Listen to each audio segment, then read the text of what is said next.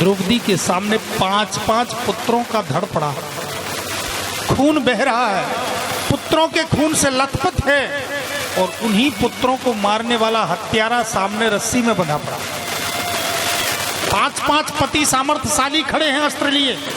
बोल द्रौपदी, इसका कैसे वध करूं? फांसी पर चढ़ा दूं, सूली पर लटका दूं, क्या करूं?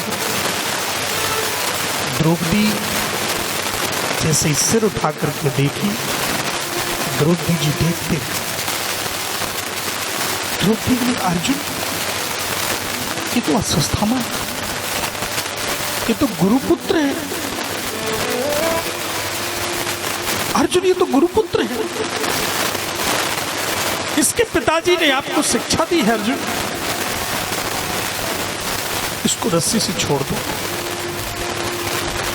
उन्हीं के ज्ञान से तुम आज ज्ञानी बने, तुम्हारी संसार में प्रतिष्ठा बनी है, छोड़ दो। अर्जुन ने कहा, द्रौपदी ये तेरे पुत्रों का हत्यारा है। द्रौपदी ने कहा, नहीं अर्जुन, इसको रस्सी से मुक्त कर, उसको मत मारो। आज मैंने जाना अर्जुन की किसी भी मां को पुत्र की मृत्यु का कितना दर्द होता है। आज मेरे हृदय में वो दर्द असहनीय हो रहा है, और मैं नहीं चाहती कि जो दर्द मैं सह रही हूं वही दूसरी मां को भी सहना पड़े। एक मां का दर्द वही दूसरी मां ही समझ सकती।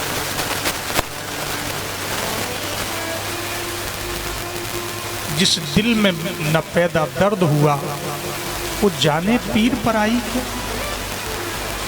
जिस दिल में कभी दर्द पैदा ही नहीं हुआ वो दूसरे का दर्द क्या समझ सकता है?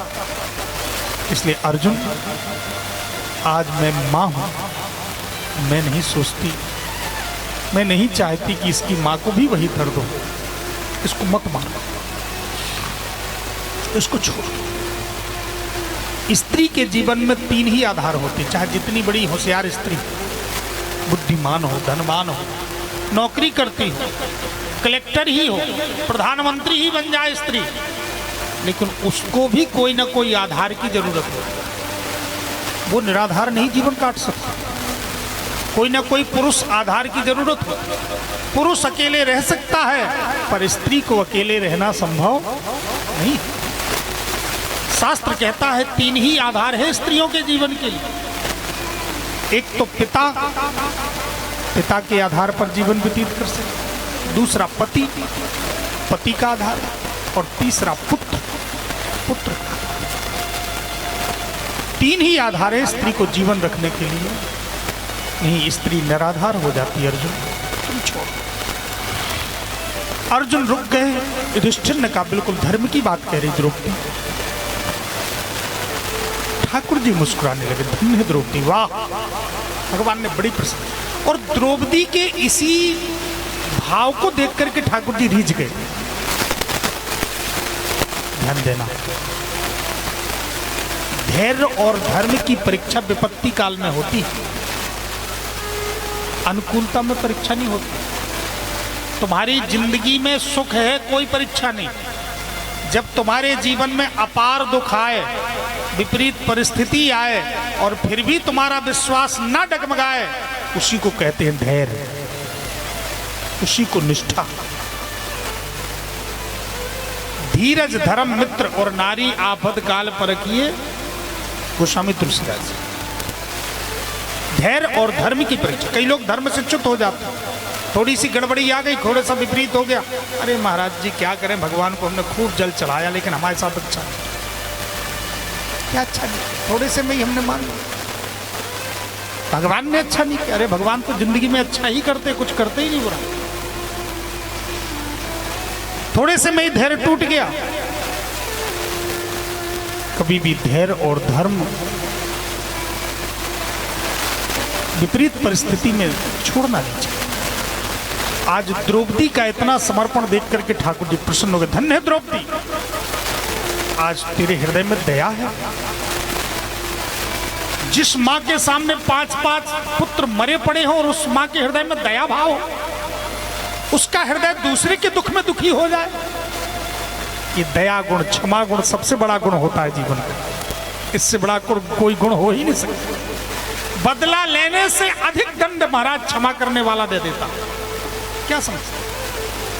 बदला लेने वाला तो थोड़ा सा दंड दे सकता है और क्षमा करने वाला तो जीवन भर दंड देता, जीवन भर दंड।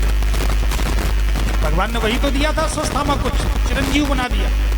बोले जाओ तुम अब कभी नहीं मरोगे।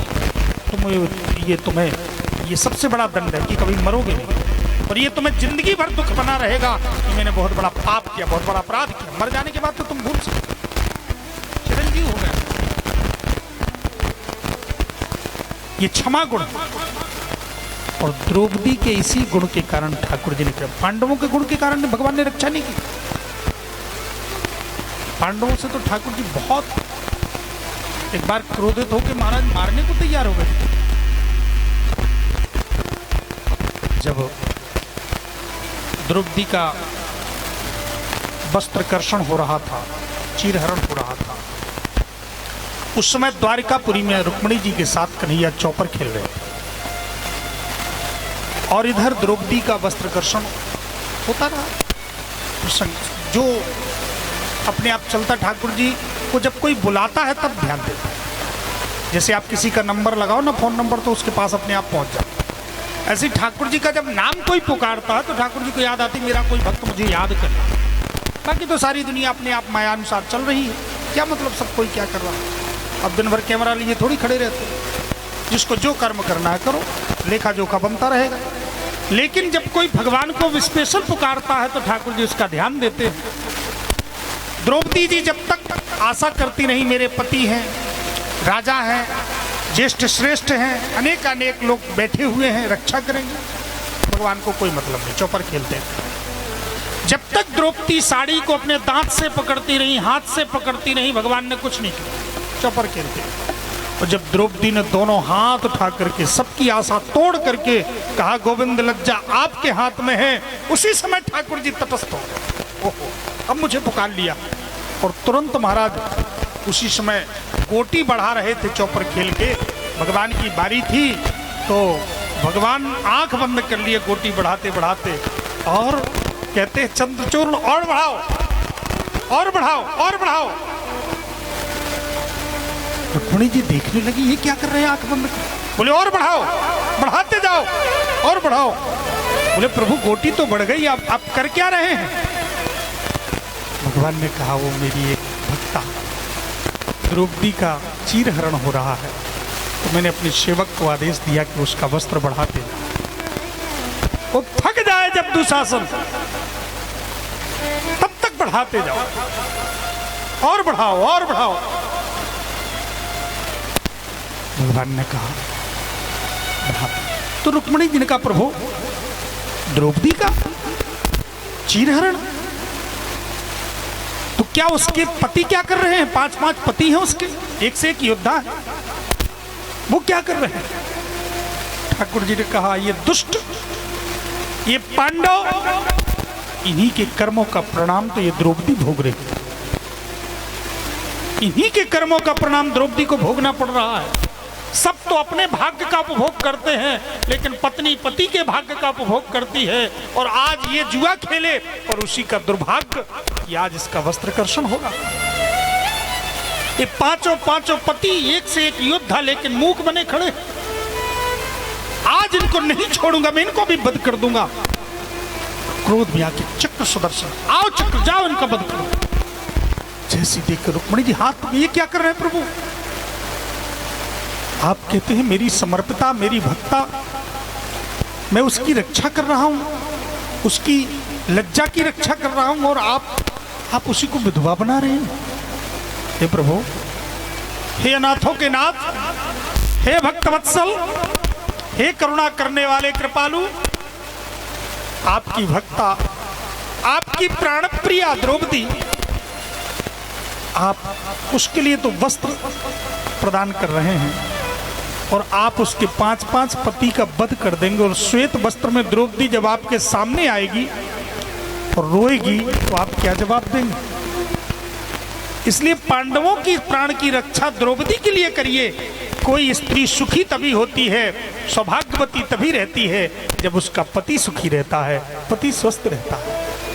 उसका वध मत करिए।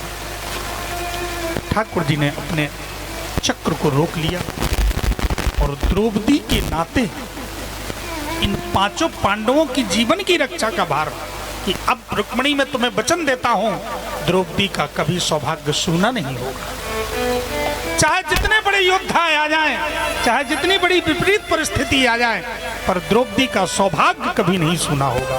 द्रौपदी सदा सौभाग्यवती रही। ठाकुर जी ने पूरे महाभारत काल में आपने सबने सुना है, देखा है कि पूरी ताकत झोंक दी, छल से, बल से, बुद्धि से, किसी प्रकार से भी किसी का भी वध करना पड़े।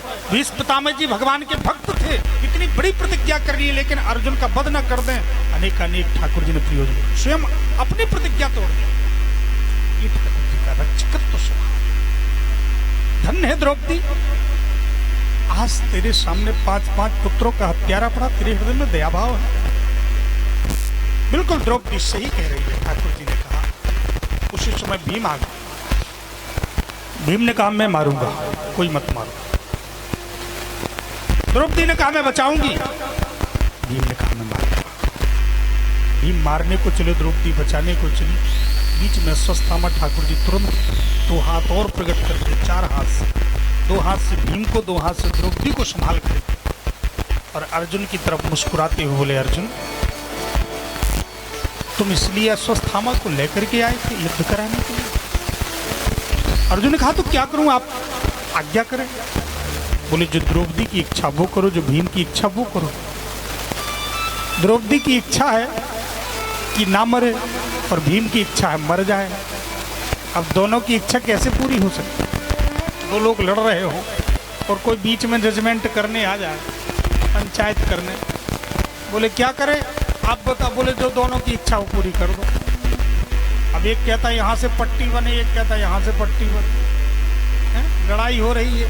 एक कहता है यहाँ से मेड़ होना चाहिए, एक कहता है यहाँ से होना चाहिए। अब लड़ाई में दोनों की तो पूरी नहीं हो सकती इच्छा, किसी ना किसी को दबाना पड़ेगा। ठाकुर जी ने कहा क्या है? अर्जुन भगवान के मन है, भगवान के न्याय को, निर्णय को समझते हैं। उसी समय अर्जुन ने निकाली तलवार और मस्तक पर मणि को निकाला और अपमानित करके धक्का मार करके भगा। भगवान ने कहा वाह, यही सबसे बड़ा दंड है। मृत्यु केवल शरीर का वध करने से नहीं हो जाती है।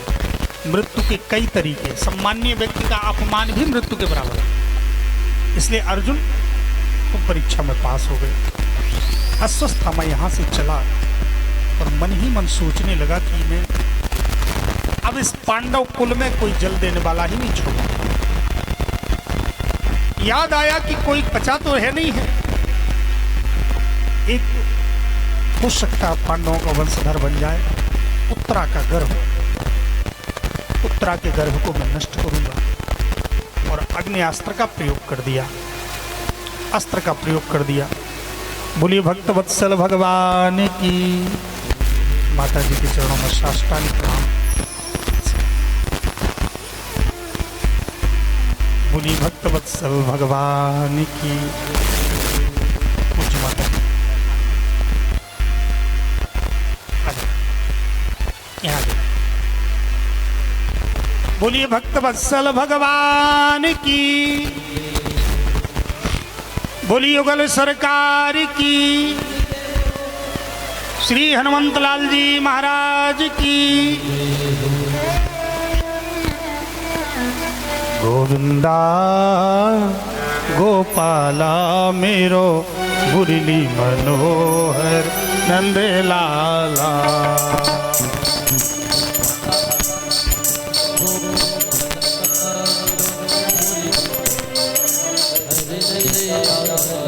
जय जय गोविंदा गोपाला मेरो मुरली मनोहर नंद लाला।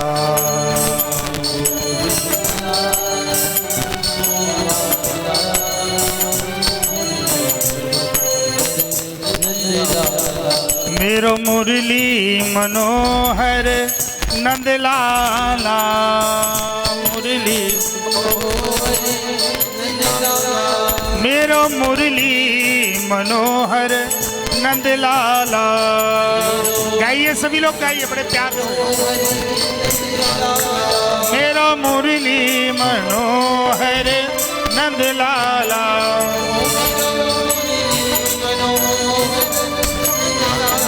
जय जय गोविंदा गोपाला मेरो मुरली मनोहर नंदलाला।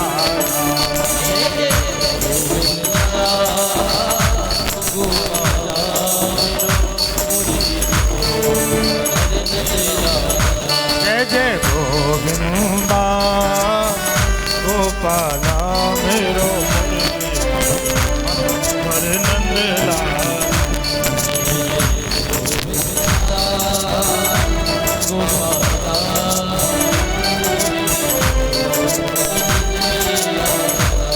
मेरो मुरली मनोहर नंदलाला। गाइए सभी लोग गाइए। देखो इस मन को एकाग्र करने के लिए एकमात्र साधन है भगवान का कीर्तन। और जब तक मन पवित्र नहीं होगा तब तक भगवान की कथा में लगेगा भी नहीं।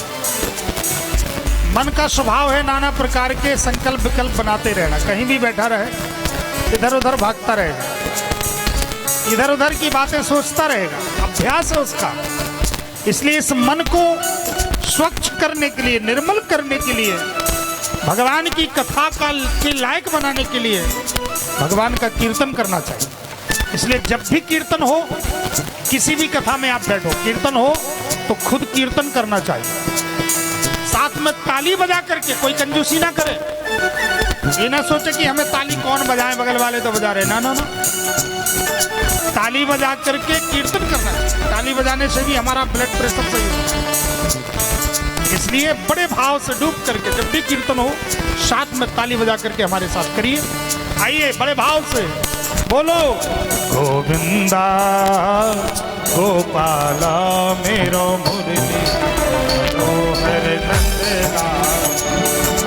गोविंदा गोपाला मेरा मुरली मनोहर नंदलाला। ओ मेरो मुरली मनोहर नंदलाला। मेरा मुरली मनोहर नंदलाला। मेरो मुरली मनोहर नंदलाला। मनोहर नंदलाला। मेरो मुरली मनोहर नंदलाला। मेरा मुरली मनोहर नंदलाला। जय जय गोविंदा जय हो गोपाला मेरो मुरली मनोहर नंदलाला। गोविंदा गोपाला मेरा मुरली मनोहर नंदलाला। जय जय गोविंदा गोपाला मेरो मुरली मनोहर नंदलाला। गोविंदा गोपाला मेरा मुरली मनोहर नंदलाला। ओ मेरो मुरली मनोहर नंदलाला। मेरा मुरली मनोहर नंदलाला। ओ मेरो मुरली मनोहर नंदलाला। मेरा मुरली मनोहर नंदलाला। बोलिए बांके बिहारी लाल की, कृष्ण कन्हैया लाल की, श्रीमद् भागवत महापुराण की। भगवान श्याम सुंदर युधिष्ठिर को राजा बना करके द्वारिका के लिए तैयार हुए चल रहे। उसी समय अश्वत्थामा ने उत्तरा के गर्भ को नष्ट करने के लिए अस्त्र छोड़ा। एक पैर रथ के पायदान पर रखे हुए कन्हैया दोनों हाथों से हत्थों को पकड़े हुए रथ पर चढ़ने ही वाले थे चारों तरफ पांचों पांडव, कुंती, द्रौपदी, सभी हस्तिनापुर वासी खड़े हुए थे। एक झांकी देखिए, फोटो दर्शन। उसी समय कन्हैया की नजर पड़ी, सामने से आवाज आ रही, रक्षा करो, रक्षा करो, रक्षा करो। आवाज आ रही। श्वेत साड़ी पहनी हुई, बाल खुले हुए नवीन युवती एक चिल्लाती हुई चली आ रही है, रक्षा करो, द्वारकाधीश रक्षा करो, हे द्वारकाधीश रक्षा करो। भगवान कृष्ण की नजर पड़ी, ये कौन चिल्ला रहा? पाही पाही, कौन चिल्ला रहा? पाही पाही महायोगिन, देव देव जगत्पते, नान्यम तद भयम पश्ये, यत्र मृत्यु परस्परम। पाहि पाहि महायोगिन, देव देव जगत्पते, हे द्वारकाधीश रक्षा। सबकी आंखें उसी तरफ चल गई। ये कौन? कुंती जी समझ गई, वो तो हमारी पौत्रवधू हो। ये कौन है? तब तक सबकी नजर पड़ी, ये तो उत्तरा है। चिल्ला क्यों रही? इसके सामने अस्त्र। उत्तरा ने दोनों हाथ उठाकर भगवान कृष्ण को चिल्लाया। ये कथा से हमको संदेश मिलता है। उत्तरा ने 5-5 ससुर खड़े थे, उनको नहीं चिल्लाया, हाथ से नहीं संभाला, कुछ नहीं किया। क्यों? क्योंकि उत्तरा ने अपनी सासू के बारे में सुना था। मेरी सासू द्रौपदी के ऊपर विपत्ति आई थी, बहुत बड़ी विपत्ति, भरी सभा में लज्जा जा रही थी। लेकिन जब तक मेरी सासू द्रौपदी आशा करती रही लोगों की, इन 5-5 ससुर की, लोगों की, अपने शरीर की, तब तक रक्षा नहीं हुई। और जब सारी आशा छोड़ दी, निर्बल हो गई, तो रक्षा हो गई। यही शिक्षा सासू से बहू उत्तरा ने लिया। आजकल की बहुओं को ये कथा सुन करके सीखना चाहिए। जो बहुएं बस आते ही शादी हुई और सीधे अलग होने को तैयार हो जाती, अपने आप को सबसे बड़ा विद्वान मान लेती हैं कि हम तो सबसे आगे, हमारी सासू जाने क्या समझे। अरे इतनी थोड़ी समझती पुराने जमाने की है? तुम ये नहीं जानती जो तुम्हें पति मिले उन्हीं ने पैदा किया, उस पति का पालन पोषण उन्हीं ने किया है। भले तुम होशियार हो, वो तुम अपनी बुद्धि से, विवेक से उनको अनुकूल बनाओ, सेवा करो। तुम्हारी बुद्धिमानी किस काम की कि तुम कहो नहीं नहीं हम तो अलग होंगे, हम तो उपेक्षा करेंगे। बुद्धिमानी ये नहीं है। बुद्धिमानी ये है कि तुम उनका सम्मान करो। अगर तुम्हारे पास संस्कार है, तुम उनका सम्मान करके जीतो। तुम एक आदर्श स्थापना करो। अगर तुम बुद्धिमान हो तो तुम अपनी बुद्धि से उनका अपमान मत करो, कुछ सीखो। प्रत्येक कथा हम सबको सिखाती है